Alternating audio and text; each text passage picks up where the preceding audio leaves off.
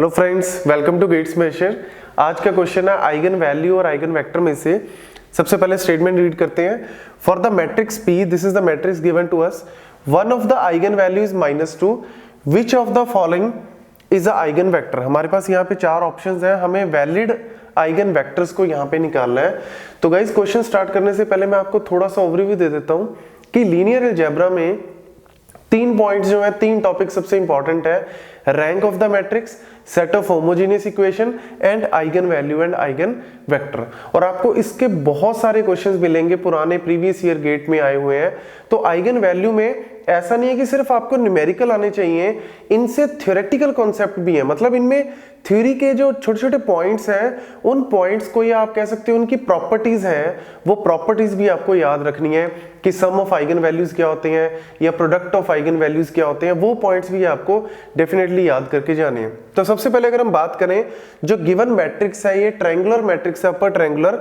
तो यहाँ पे अपर ट्रायंगुलर मैट्रिक्स में या लोअर ट्रायंगुलर मैट्रिक्स हो तो उसमें आइगन वैल्यू या कैरेक्टरिस्टिक रूट भी बोलते हैं इसको। तो कैरेक्टरिस्टिक रूट कौन से होंगे?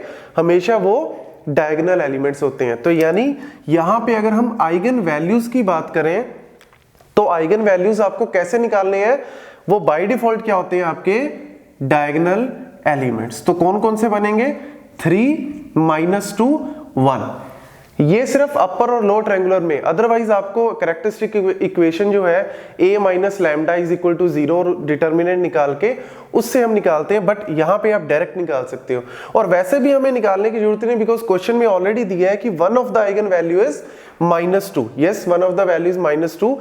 उसके कॉरस्पॉन्डिंग हमें निकालने हैं कि आइगन वेक्टर कौन से होंगे।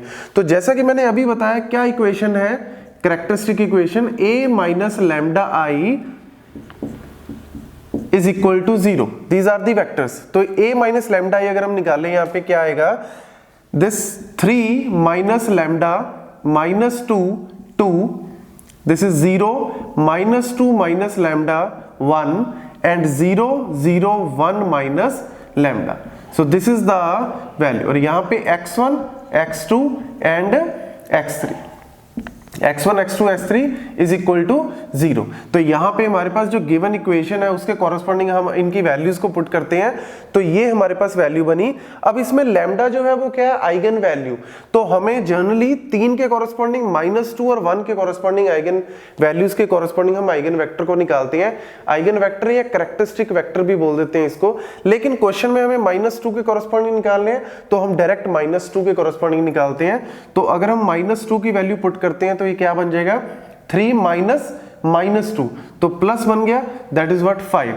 5 -2 2, 0 -2 -2, तो ये क्या हो जाएगा? प्लस। तो ये यहाँ पे कैंसिल हो गया, 0 एंड 1।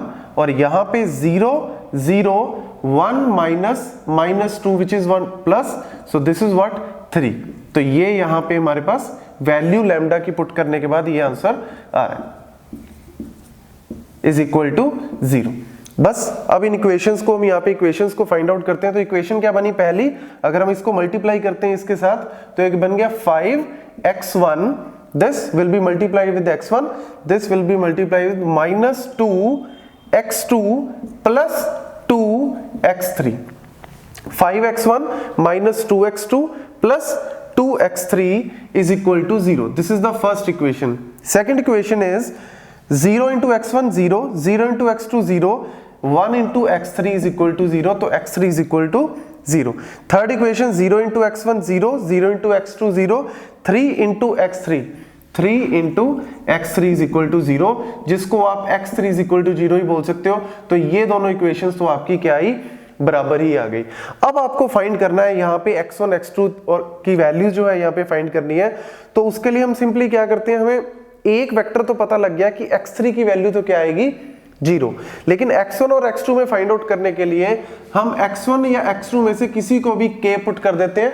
लेट्स से मैंने x1 को अगर k पुट करता हूं यहाँ पे, तो ये क्या बन गया? 5k minus 2x2 plus 2x3। और x3 की हमें पता है वैल्यू हमारे पास आ चुकी है, वो है 0।